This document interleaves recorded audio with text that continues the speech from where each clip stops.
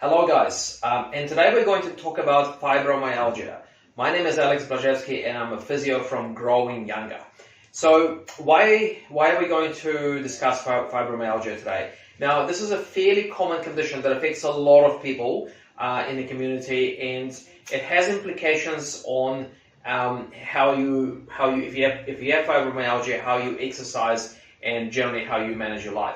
So we're going to go in depth because I do believe this condition is not very well understood, and we need to bring a little bit of clarity into it. Now, before I start today's talk, I want to make it clear that it's not a personalized advice, so I don't know your situation. This is more of a general information to help you understand it better, okay? So, first of all, what makes fibromyalgia a bit difficult to understand and comprehend is the fact that it's not very easily diagnosed, okay? Because there's no single scan, like an MRI scan or ultrasound scan that you can do to confirm that yes, you do have fibromyalgia. And you cannot do a blood test. It doesn't come up on any physical tests that you can do, okay? So the diagnosis is made by more or less ruling out other things, okay? So let me tell you a little bit about fibromyalgia first, okay? So who gets fibromyalgia? So pretty much anyone can get fibromyalgia, okay? Now women, unfortunately, are 6 times more likely to get it than men, okay? So if you're a woman, 6 times more likely to get it, okay? So the science of medicine doesn't quite fully understand what causes fibromyalgia and exactly what happens, okay? So we don't fully understand the pathophysiology of it, if you want to say it. Now, in terms of age, who can get fibromyalgia? So pretty much it can happen to anyone, even on rare occasions, even sometimes kids can get it as well. But you're more likely to get it if you are sort of from middle age onwards, so like let's say 40, 45 plus, okay? It's fairly uncommon, in younger people, okay? Now, you're also more likely to get it if you suffer from other painful conditions. So examples will include rheumatoid arthritis, ankylosing spondylitis, osteoarthritis. Also, if you suffer from depression or anxiety, okay? So fibromyalgia has a very strong psychological component to it. Again, I'll explain a little bit later why that's the case. Okay, so if you suffer from a chronic painful condition, and if you have a bit of depression or anxiety, you're also a little bit more risk of getting fibromyalgia too, okay? So what they've actually also found is that there's a certain genetic component to it. So not everyone, but some people get it because it runs in their family, okay? So if your parents, grandparents had it, you may have a higher risk of getting it as well, okay? So another thing that I need to highlight with fibromyalgia, the pain can come in episodes, okay? So you may have a relatively comfortable period and then suddenly it flares up, okay? And things that can flare it up is pretty much infections, physical trauma, and emotional stress, okay? So again, all these factors can come into play. So if you get a bit of a cold, you may have a flare-up of pain, okay? If you have an injury, if you have a fall, it might flare up the fibromyalgia. Also, if you're going through a bit of a rough patch in terms of your stress levels, also can give you more symptoms of fibromyalgia, okay? So those are the things to be aware of.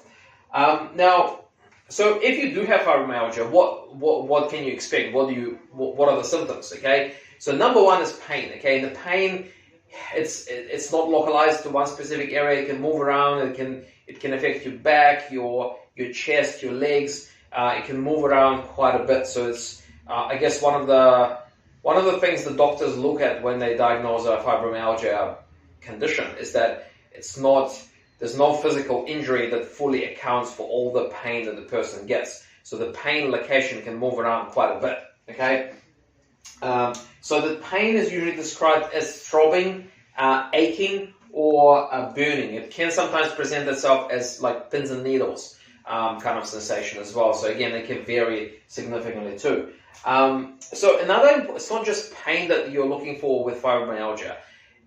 A lot of people with fibromyalgia, they get fatigue, excessive fatigue. So they might just go and walk around for an hour, and then they'll feel like they have to pretty much have a nap, or like lie down and sleep and take a rest. Okay, so more fatigue than you would normally expect for this kind of activity. Okay, so that's what makes it quite debilitating, the fibromyalgia, because not only you're constantly in pain, but you're quite restricted in terms of what you can do, because you do a little bit too much, and then you burn yourself out, and you basically have to lie in bed for a day. Okay, so that's something to look out for. Another symptoms of fibromyalgia is insomnia, so lack of sleep, and also something that's termed fibrofog. So that's basically when it affects you cognitively. Okay, so it's not just the physical pain that we're getting, but also with fibromyalgia, you may get difficulty concentrating. You might have a bit of difficulty remembering things, so like a bit of memory loss as well. So these are also symptoms, and as a they're usually termed as fibrofog. Okay, so because there's pain involved and there's fatigue involved, this actually makes these symptoms quite.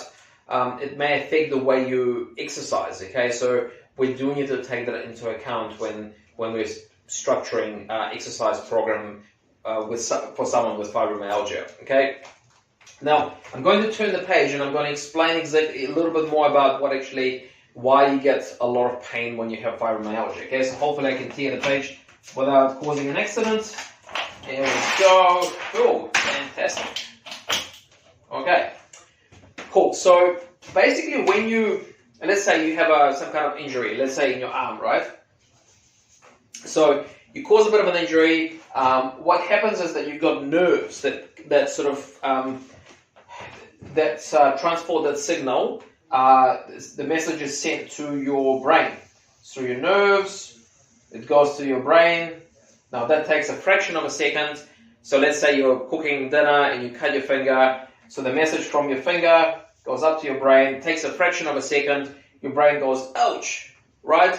And I guess you learn from it. You become more careful next time. Okay. Now with people with fibromyalgia, so the same sort of thing happens. So there's some kind of stimulus, like you might hit yourself or cause a minor injury. That same pathway happens, but when the signal gets to the brain, for some reason, it gets amplified. Okay, so it gets amplified. So it might only be like a very minor kind of knock on the finger or the arm, but to you, it seems like it's a major. You seem like you hit yourself with a hammer or something. Okay, so even a minor pain signal feels to the person with fibromyalgia like a major pain.